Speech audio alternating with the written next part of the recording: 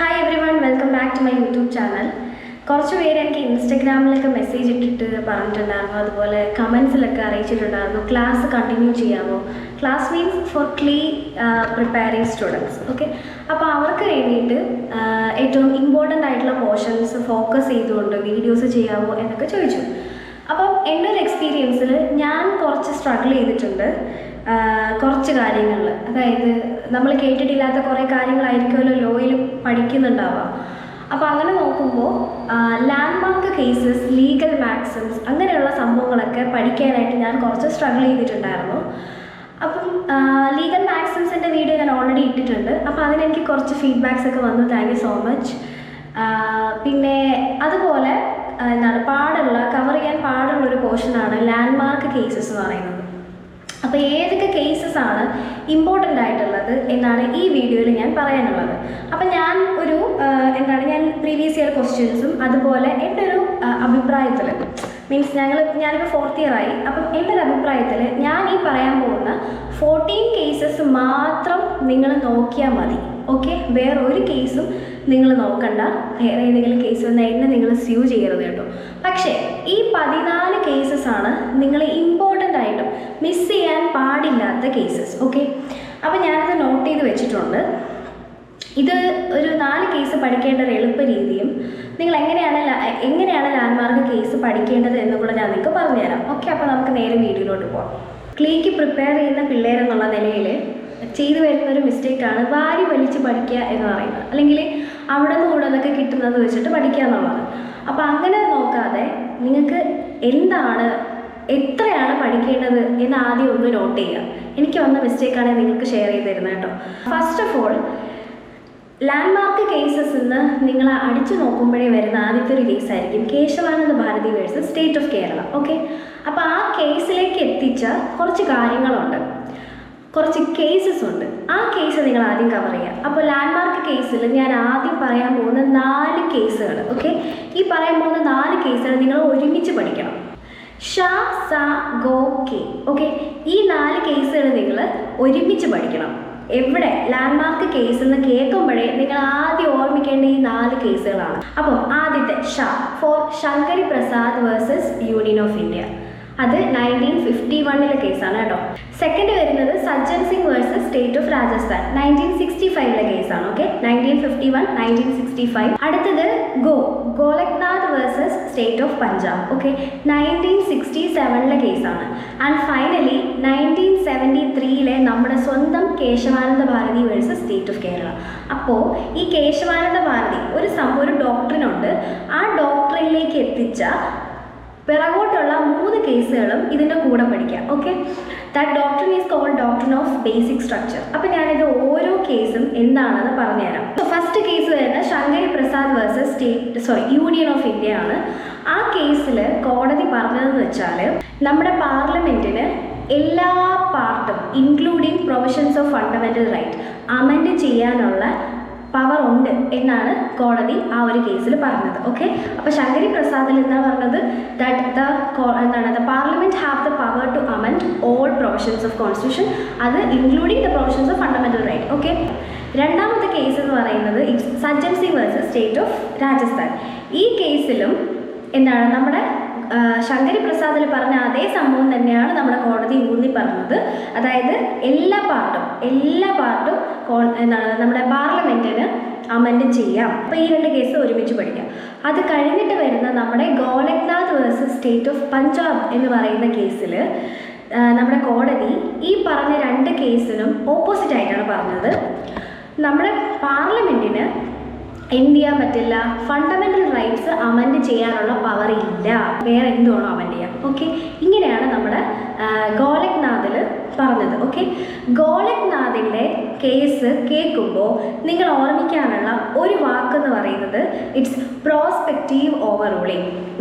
എനിക്ക് തോന്നുന്നു ഞാൻ എഴുതിയ എക്സാമിനാണ് 2021 ചോദിച്ചെന്ന് തോന്നുന്നു. എന്തായാലും ഒരു പ്രീവിയസ് ഇയർ ക്വസ്റ്റ്യനിൽ ഞാൻ കണ്ടൊരു ക്വസ്റ്റ്യനാണ്.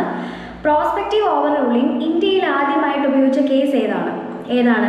Golaknath versus state of Punjab ആണ്. അപ്പോൾ ഗോലക്നാഥ് കേൾക്കുമ്പോൾ നിങ്ങൾ ഒരു കാര്യം ആലോചിക്കേണ്ട എന്താണ്, prospective overruling. Okay, prospective over ruling എന്ന് വെച്ചാൽ വേറെ ഒന്നുമില്ല, ചിലരത് കേട്ട് കാണത്തില്ല.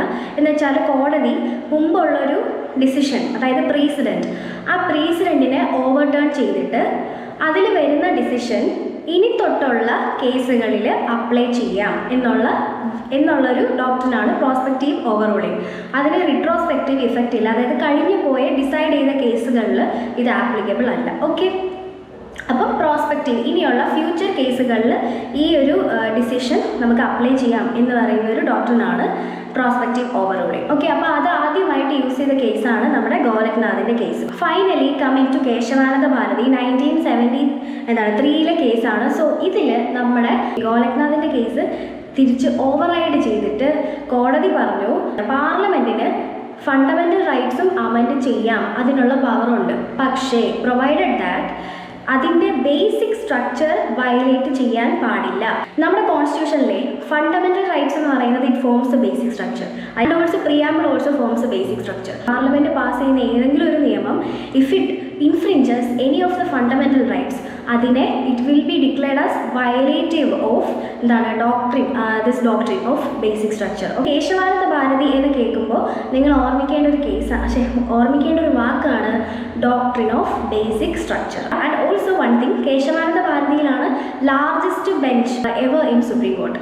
13 ജഡ്ജ് ബെഞ്ചാണ് നമ്മുടെ ഈ കേസ് കേട്ടത്. ഓക്കെ, അപ്പം രണ്ട് കാര്യങ്ങൾ കേശവാനന്ദ ഭാരതി കേൾക്കുമ്പോൾ നിങ്ങൾ ഓർമ്മിക്കുക. ഒന്ന്, ഡോക്ട്രിൻ ഓഫ് ബേസിക് സ്ട്രക്ചറും 13 judge bench largest bench ever in supreme court. Okay, അപ്പോൾ ഈ രണ്ട് കാര്യങ്ങൾ ഓർമ്മിക്കാം. അങ്ങനെ ഈ 4 കേസസ് നിങ്ങൾ ഒരുമിച്ച് പഠിക്കാം. Shankari Prasad versus union of India, Sajjan Singh versus Rajasthan, then fourth പറഞ്ഞത് Golaknath versus state of Punjab, and fourth one is Kesavananda Bharati versus state of Kerala.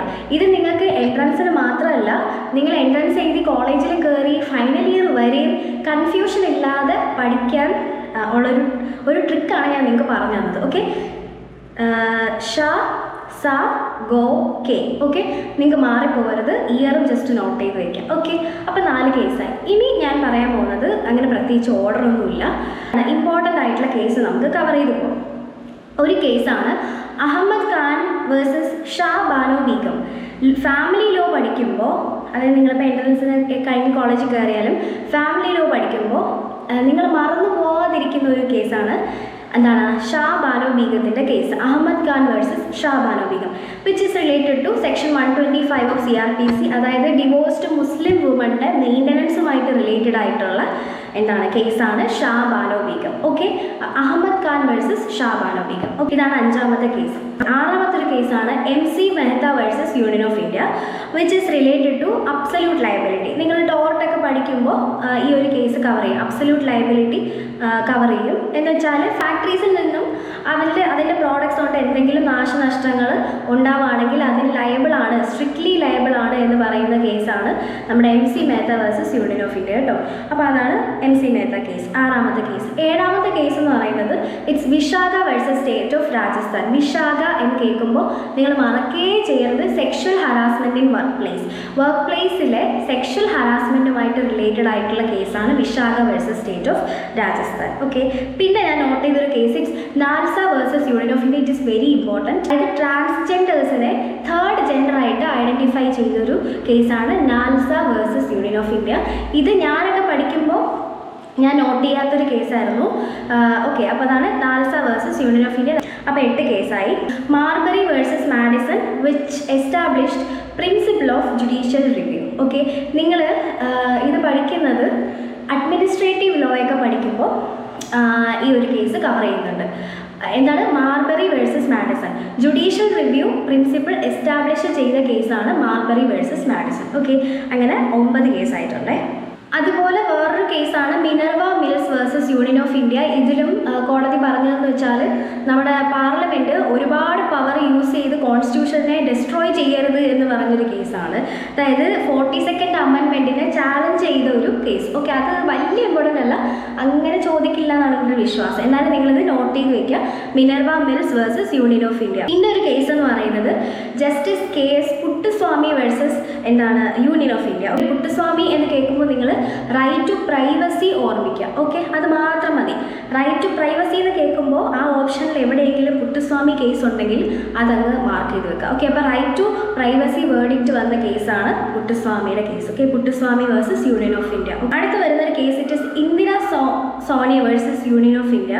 നിങ്ങൾ മണ്ഡൽ കമ്മീഷനുമായിട്ടാണ് മാച്ച് ചെയ്യേണ്ടത്. ഓക്കെ, സോ ഇതിലാണ് നമ്മുടെ മണ്ഡൽ കമ്മീഷൻ ഇംപ്ലിമെൻ്റ് ചെയ്തത്. പിന്നെ അതിൽ ക്രിമി ലെയർ ഡിഫൈൻ ചെയ്യുന്നുണ്ട്. ക്രിമി ലെയർ എന്താണ് എന്നൊക്കെ ഡിഫൈൻ ചെയ്യുന്നുണ്ട്. അപ്പോൾ creamy layer is defined in which case implemented Mandal commission എന്നൊക്കെ ചോദിച്ചാൽ ഏതാണ് Mandal Sawhney Indira Sawhney versus union of India. AK Gopalan versus state of Madras. So ഈ കേസിൽ പ്രിവെൻറ്റീവ് ഡിറ്റൻഷൻ ആക്ട് 1950 ആയിട്ട് റിലേറ്റഡ് ആയിട്ടുള്ള കേസാണ് എന്താണ് AK ഗോപാലൻ്റെ കേസ്. അതിലെന്ന് വെച്ചാൽ നമുക്ക് നാച്ചുറൽ ജസ്റ്റിസ് എന്ന് പറയുന്ന ഒരു സംഭവം ഉണ്ടല്ലോ, അതായത് ഫെയർ ഹിയറിംഗ്, റീസൺഡ് ഡിസിഷൻ, അതുപോലെ റൂൾ അഗെയിൻസ്റ്റ് ബയസ്, ഇതൊക്കെ വരുന്ന ഒരു പ്രിൻസിപ്പിളാണ് എന്താണ് നാച്ചുറൽ ജസ്റ്റിസ്. ഓക്കെ, അപ്പോൾ ഈ ഒരു കേസിൽ നാച്ചുറൽ ജസ്റ്റിസ് എന്ത് ചെയ്തിരുന്നില്ല, ഫോളോ ചെയ്തിരുന്നില്ല.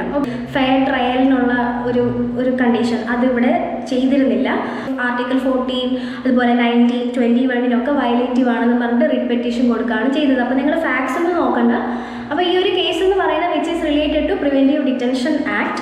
14ാമത്തെ കേസ് എന്ന് പറയുന്നത് it's Bachan Singh versus state of Punjab which is related to constitutionality of death sentence. Okay, അപ്പോൾ അതിൽ ജസ്റ്റ് ഒന്ന് പറഞ്ഞുതരാം. അതായത് നമ്മുടെ IPCയിലെ സെക്ഷൻ 302 അൺകോൺസ്റ്റിറ്റ്യൂഷണൽ ആണെന്നൊക്കെയാണ് അത് എന്താണ് അവർ കണ്ടന്റ് ചെയ്തത്.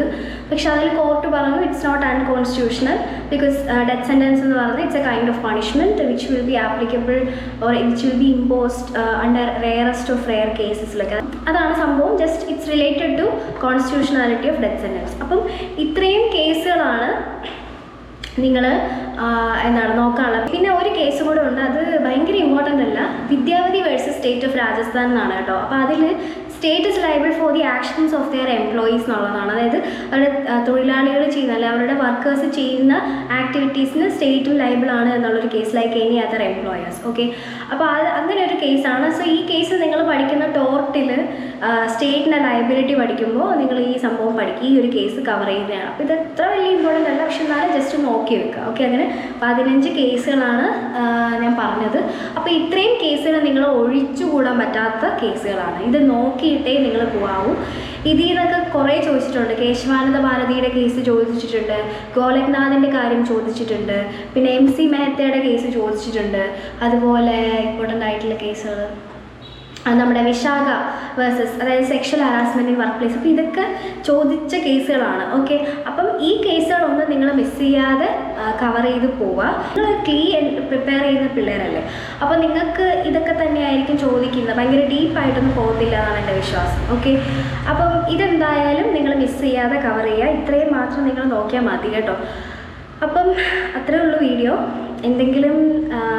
എന്തെങ്കിലും അറിയാനോ എന്തെങ്കിലും സജഷൻസോ അങ്ങനെ എന്തെങ്കിലും ഉണ്ടെങ്കിൽ കമൻറ്റ് ബോക്സിൽ ഡ്രോപ്പ് ചെയ്യാം, അല്ലെങ്കിൽ എൻ്റെ ഇൻസ്റ്റഗ്രാമിൽ മെസ്സേജ് ഇടാം.